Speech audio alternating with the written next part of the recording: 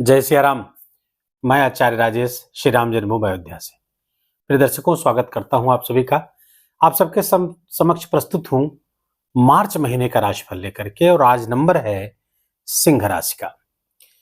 सिंह राशि के जातकों के लिए उनके सप्तम स्थान पर 4 ग्रहों का जमावड़ा और उनके अष्टम स्थान जो आकस्मिकता का भाव है वहां पर 3 ग्रहों की स्थिति, ये क्या गुल खिलाएगी विस्तार से सबको जानेंगे। आपके स्वास्थ्य के बारे में, धन के धनागमन के बारे में, धन संचयन के बारे में, प्रेम प्यार, शिक्षा, संतान, गृहस्थ जीवन, व्यापार व्यवसाय, भाग्य की स्थिति, सबको बहुत विस्तार से समझेंगे।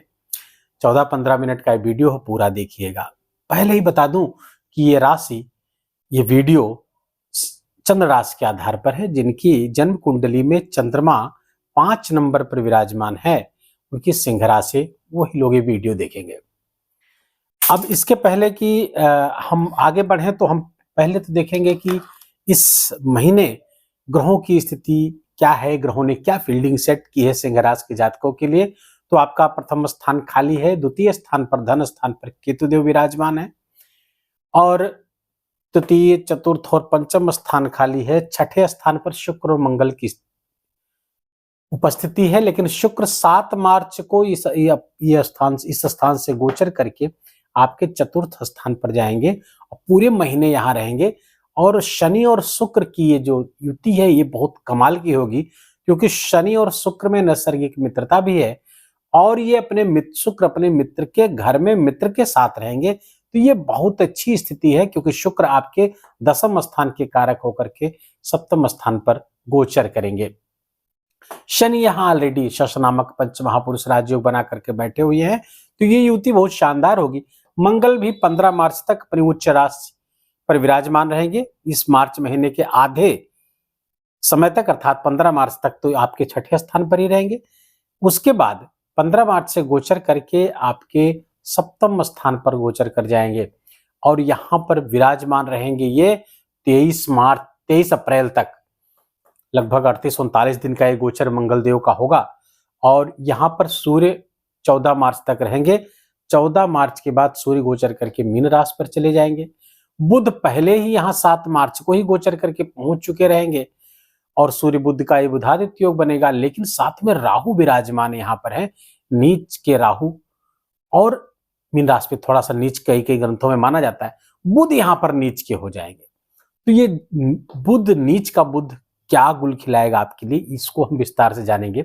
सूर्य का मीन राशि पर आपकी राशि से अष्टम गोचर करेंगे, क्या उसका रिजल्ट होगा, रिजल्ट पे बाद में आएंगे। गुरु बहुत शुभ स्थिति में आपके भाग्य स्थान पर गोचर कर रहे हैं।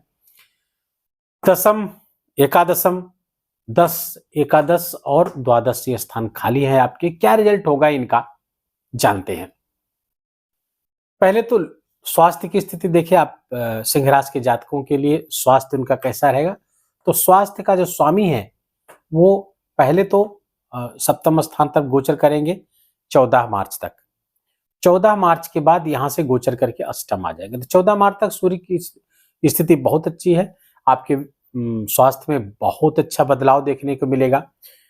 जीवन नियमित होगा, पटरी पे आएगा। जो अस्तव्यस्तताएं थी पिछले दिनों वो सब सही होगा 14 मार्च तक। लेकिन 14 मार्च के बाद जब सूर्य यहां पर आ जाएंगे आपके अष्टम स्थान पर, तो ये थोड़ा सा व्यतिक्रम लाएंगे आपके जीवन में। थोड़ा सा आपको चोट चपेट का भय भी देंगे, क्योंकि यहाँ पर राहु के साथ संयुक्त होंगे।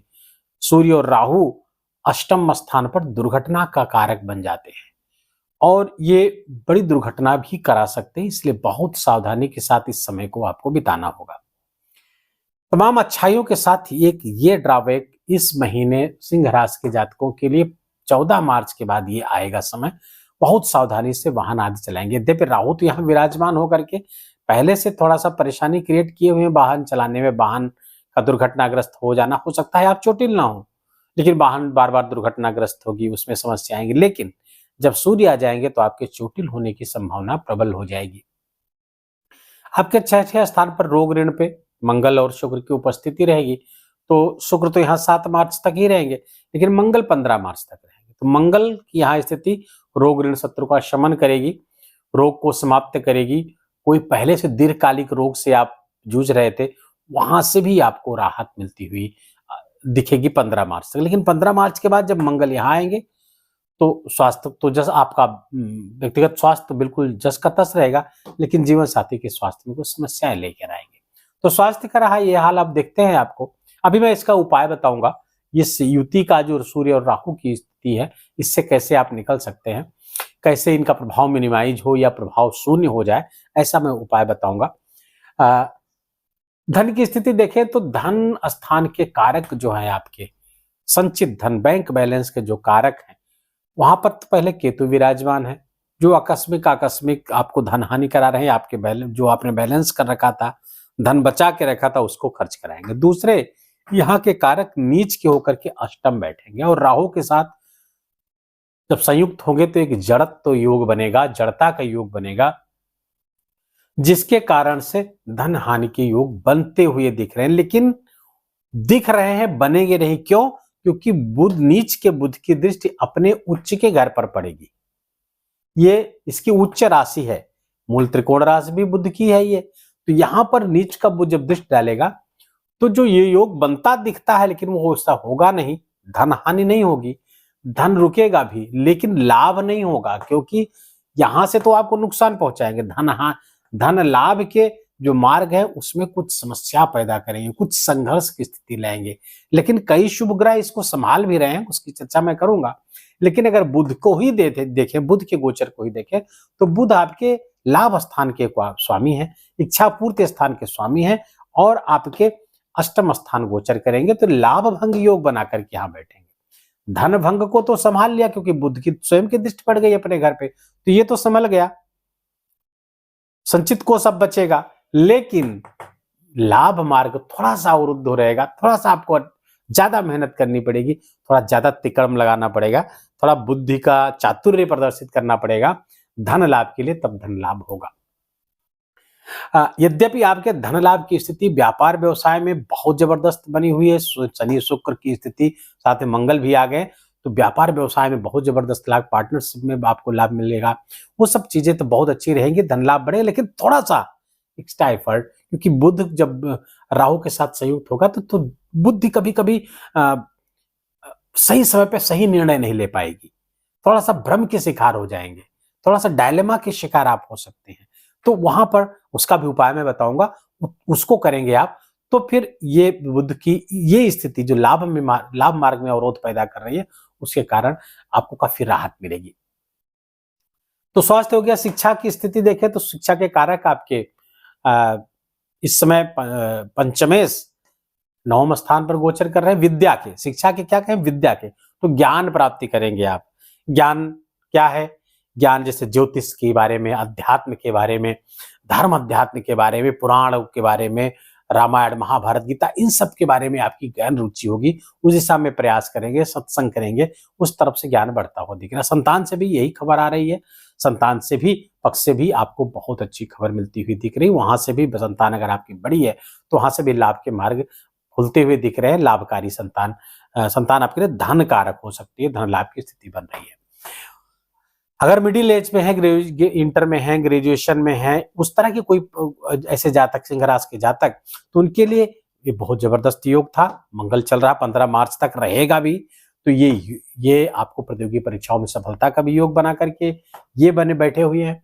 तो ये इसमें आपको सफलता मिलेगी, शिक्षा में भी आपको सफलता, ज्ञान प्राप्ति की तरफ कंसंट्रेशन वगैरह तो बढ़ा हुआ ही है, यहाँ से भी लाभ मिल जाएगा, तो आपको परीक्षा में सफलता दिला करके नौकरी भी दिला सकते हैं। क्योंकि शनि और ये शुक्र की युति, शुक्र राजयोग कारक है आपकी कुंडली में, दशम के कारक होकर के केंद्र में ही बैठ रहे हैं, तो ये पद्म सिंहासन योग भी बना रहे हैं, केंद्र के कारक केंद्र में बैठ रहे हैं, तो ये जबरदस्त पद्म सिंहासन योग बन रहा है। तो नौकरी लगने के बड़े जबरदस्त चांस है, उच्च पदस्थ आप हो सकते हैं, बड़ा पद आपको प्राप्त हो सकता है। प्रेम प्यार के लिए भी समय अच्छा है, बहुत आपसी समझ रहेगी, आप एक दूसरे की भावनाओं को बहुत अच्छे से समझेंगे। लव रिलेशनशिप में कोई प्रॉब्लम होती हुई नहीं दिख रही है। और कुछ मामलों में तो हो सकता है कि अगर प्रेम संबंध है तो वैवाहिक संबंध में भी तब्दील होने की पूरी संभावना है। हाँ, अब आते हैं आपके गृहस्थ जीवन के बारे में। तो स्पाउस के, अपने जीवन साथी के हेल्थ को लेकर के आपको बहुत काशिश रहने की आवश्यकता है, खासकर 15 मार्च के बाद में। 15 मार्च में जब मंगल यहाँ पर आएंगे तो हो सकता है स्वभाव में थोड़ी उग्रता आपकी आ जाए, जिसके कारण से गृहस्थ जीवन में कुछ कलह का वातावरण बन सकता है, कुछ आपके तू में हो सकती है। यद्यपि शुक्र वहां पर विराजमान होकर के चीजों को मैनेज करने का प्रयास करेंगे, लेकिन शनि और मंगल की युति गृहस्थ जीवन में सुख को तोड़ेगी। थोड़ा सा एक्सपेक्टेशन आपका ज्यादा रहेगा जीवन साथी से, इस कारण से भी ये समस्या पैदा होगी। थोड़ा सा यहाँ पर आपको बहुत संभल के चलने की आवश्यकता है। शनि यहाँ पर ससराज योग बना करके बैठे तो व्यापार व्यवसाय में जबरदस्त लाभ आपको कराते हुए दिख रहे हैं। कोई बड़ा व्यवसाय है उससे लाभ, भूमि का लाभ, भवन का लाभ, ये सब आपको दिलाते हुए दिख रहे हैं। पार्टनरशिप में 15 मार्च के कारण कुछ आपकी उग्रता के कारण, आपकी क्रोध के कारण, आपके तेजी के कारण कुछ समस्याएं पैदा हो सकती हैं। वहां पर आपसी समझ दिखाएं, एक दूसरे की भावनाओं का ख्याल रखें। पार्टनर्स अर्थात जो बिजनेस पार्टनर है उनके साथ बैठकर उनका भी पक्ष जानने का प्रयास करें, धैर्यपूर्वक, विनम्रता पूर्वक। अगर विनम्रता को आप बनाए रखेंगे तो इस वहां आपको बिजनेस में भी बहुत लाभ के अवसर आ रहे हैं। उस अपॉर्चुनिटी को आपको पकड़ने की आवश्यकता है, उस दिशा में काम करने की आवश्यकता है। अब आपके अष्टम स्थान पर 3 ग्रहों की युति अगर देखें तो सूर्य और राहु की मैंने बताया कि गृहस्थ एक्सीडेंट का योग बना करके बैठे हुए हैं, और सूर्य जब 14 मार्च तक यहाँ है तो तब तक ये आपके व्यक्तित्व में एक विशेष ऊर्जा आवेग भरे हुए हैं।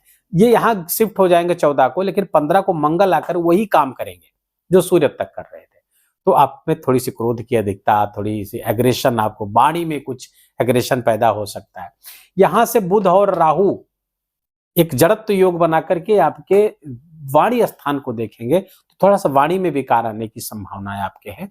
कुछ कर्कश हो सकते हैं, कुछ आप ऐसी बातें बोल सकते हैं जो दूसरों को पसंद ना आए, या फिर अनजाने में ही कोई ऐसी बात निकल जाए जिससे कि सामने वाला हर्ट हो जाए, कुटुंब में कोई कलह मच जाए, ऐसी बातें आपकी हो सकती हैं। इनसे सावधान रहें। यद्यपि गुरु आपके गोचर बहुत अच्छे, 2 शुभ ग्रहों का गोचर, दो शुभ ग्रहों का गोचर तो बहुत अच्छा। शुक्र भी यहाँ से बढ़िया चल रहा है, गुरु आपके भाग्य स्थान पर बैठ करके भाग्य को बढ़ा रहे हैं, पिता के सुख को बढ़ा रहे हैं। और यहां से गुरु की 5वीं दृष्टि आपके लग्न पर पड़ रही है, तो मंगल की दृष्टि या इसके पहले सूर्य की दृष्टि जो आपके व्यक्तित्व में एक अतिरिक्त क्रोध पैदा कर रही थी, एग्रेशन पैदा कर रही थी, उसको गुरु की दृष्टि संभाल रही है। तो बहुत चिंतित होने की आवश्यकता नहीं है। आप देखेंगे जैसा मैं बता रहा हूं कितना क्रोध आ जाएगा, ऐसा नहीं होगा, क्योंकि गुरु की दृष्टि भी तो पड़ रही है। तो गुरु उन चीजों को संभाल रहा है, समझ विकसित कर रहा है, आपको कंट्रोल कर रहा है। आप स्वयं में सोच रहे नहीं, यहाँ पे ऐसी प्रतिक्रिया देने की आवश्यकता नहीं, वो गुरु के कारण। गुरु की 7वीं दृष्टि आपके पराक्रम भाव पर पड़ रही, तो पराक्रम पुरुषार्थ आपका बढ़ेगा, छोटे भाई बहनों का भी प्यार मिलेगा, उनका सहयोग प्राप्त होगा। गुरु की दृष्टि आपके 9वीं दृष्टि आपके 5म स्थान पर पड़ रही, तो शिक्षा संतान के लिए शुभ है। संतान की तरफ से भी शुभ समाचार प्राप्त हो सकते हैं। जिनको संतान नहीं है उनको संतान प्राप्त हो सकती। सिंह राशि के जातकों के लिए प्रेम प्यार के लिए भी अच्छा, सबके लिए ये समय आपके लिए बहुत अच्छा चल रहा है। लाभ के थोड़ा सा शुक्र मंगल 15 मार्च तक यहाँ व्यय की स्थिति, खर्चे की स्थिति, एक्सपेंसेज आपके बढ़ाए रहेंगे। जैसे ही मंगल 15 मार्च को यहाँ गोचर करेंगे, एक्सपेंसेज में अचानक से कमी आ जाएगी। उससे पिछले आप लगभग पूरा फरवरी आप उससे जूझ रहे हैं, एक्सपेंसेस इतने बढ़े हुए हैं कि आप विचलित हैं उसको लेकर के। लेकिन मंगल के यहाँ 15 मार्च से जैसे यहाँ गोचर करेंगे, आपके एक्सपेंसेस में बहुत कमी आएगी, खर्चे में बहुत कमी आ जाएगी, जिससे बहुत राहत महसूस करेंगे। ये उपाय की बात करें तो आप पहले तो सूर्य की उपासना करें, क्योंकि लग्नेश है, सूर्य अष्टम चल रहे हैं। यद्यपि लग्नेश को अष्टम का दोष नहीं लगता, लेकिन अष्टम गए हैं तो कुछ नुकसान जरूर करेंगे, खासकर एक्सीडेंट का एक योग बनाए हुए हैं। ससुराल पक्ष से संबंध खराब हो सकता है, ये सब, और कोई अचानक से आकस्मिक नुकसान हो सकता है, धन हानि हो सकती है, ये सब योग बना हुआ है। तो इसके लिए क्या सूर्य भगवान को अर्घ दीजिए, आदित्य हृदय स्तोत्र का पाठ अवश्य में वो आप करिए, गायत्री मंत्र का जप करिए, सूर्य गायत्री मंत्र का जप करिए, सुबह उठ करके सूर्योदय के पहले बिस्तर छोड़ दे, ये आप करिएगा। दूसरे, नारायण कवच का पाठ, बुध नीच का है और राहु के साथ है, तो राहु और बुध दोनों को बैलेंस करने के लिए नारायण कवच के पाठ से बढ़िया कोई उपाय नहीं। तो नारायण कवच श्रीमद् भागवत पुराण के छठे स्कंद के 8वें अध्याय में ये है, इसका पाठ करिए। 3 बार पाठ हो सके प्रतिदिन तो 3 बार पाठ करिए। और अगर ये आप जीवन भर करते हैं, और ये हर व्यक्ति के लिए है, कभी उसका कोई एक्सीडेंट नहीं हो सकता, शास्त्र द्वारा प्रमाणित है। बस नारायण कवच का आप पाठ करते रहे। एक्सीडेंट आदि नहीं हो सकता, राहु भी नियंत्रित रहेगा, बुध चुक जिसके प्रतिनिधि देवता विष्णु है वही प्रसन्न रहेंगे, तो सारे ग्रह लगभग प्रसन्न रहेंगे। तो नारायण कवच बहुत अद्भुत है, बहुत अद्भुत है, उसका पाठ करके उसका लाभ लें।